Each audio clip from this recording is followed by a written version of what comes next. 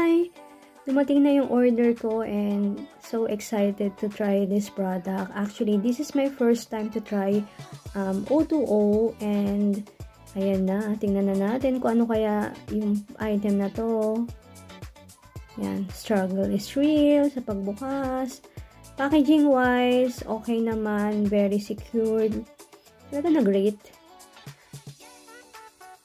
So ayan, maganda, safe, and secure.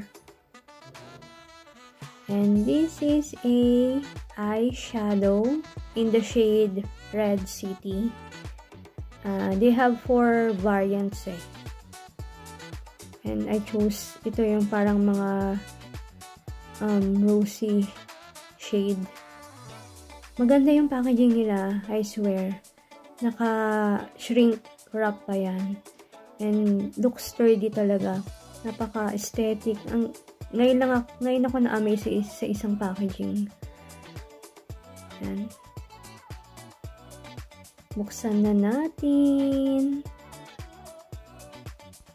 Actually, least favorite ko ang eyeshadow eh, kasi parang personally lang parang I can go out, I can finish my look without applying an eyeshadow, but yung eyeshadow ko dito kasi is not so good na, so why not try.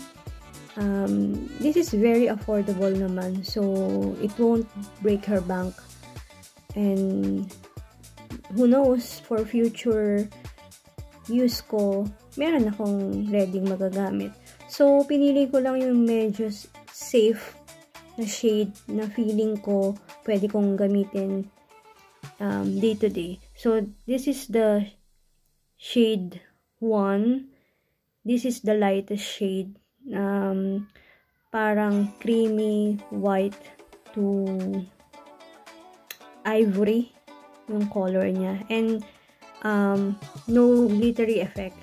The second shade, yan, shimmer siya na parang silver ang shade niya.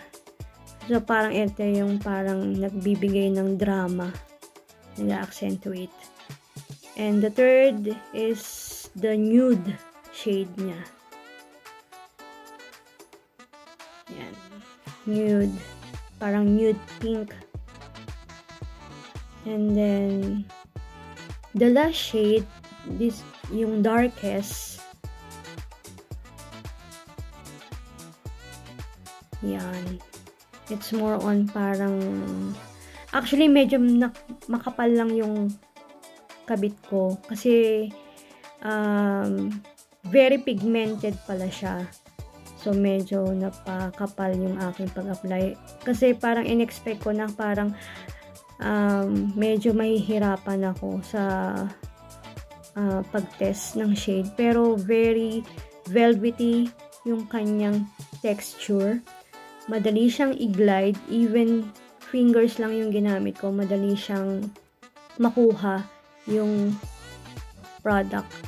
Though it's a powder eyeshadow. So, will I repurchase? Yes, definitely. Itatry ko yung ibang mga variants niya.